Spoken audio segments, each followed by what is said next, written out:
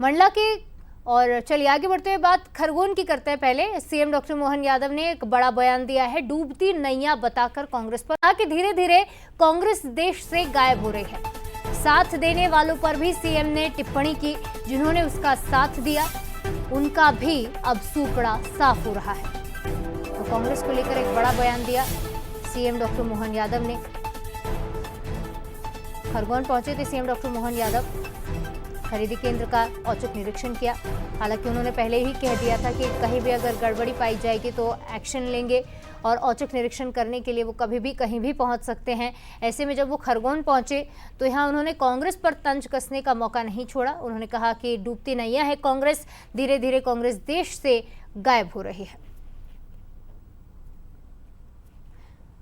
तो कांग्रेस तो आईना दिखा रही है। कांग्रेस जिस देश में गायब हो रही, अब उनके साथ जो जो कांग्रेस में गए उनका भी सूपड़ा साफ हो रहा है। जैसे डूबती नाव में जो बैठता है उसका सबका अंत क्या होता है, ये हाल कांग्रेस का है।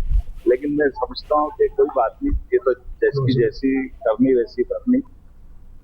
और इस खबर पर ज्यादा बातचीत के लिए हमारे साथ एग्जीक्यूटिव एडिटर मनोज सैनी जी सीधे जुड़ रहे हैं। मनोज जी, एक बार फिर से कांग्रेस पर तंज कसा है और डूबती हुई नैया बताया है कांग्रेस को। देखिए, अभी हाल ही में 5 राज्यों में चुनाव संपन्न हुए और चुनाव संपन्न होने के बाद फिर हमने देखा कि एग्जिट पोल भी सामने आए।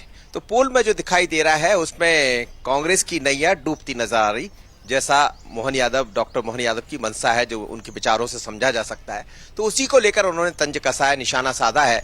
एग्जिट पोल में तो पश्चिम बंगाल में भी भारतीय जनता पार्टी की सरकार बनने जा रही है। आपने देखा पौंडीचेरी में रिपीट हो रही है, असम में रिपीट हो रही है।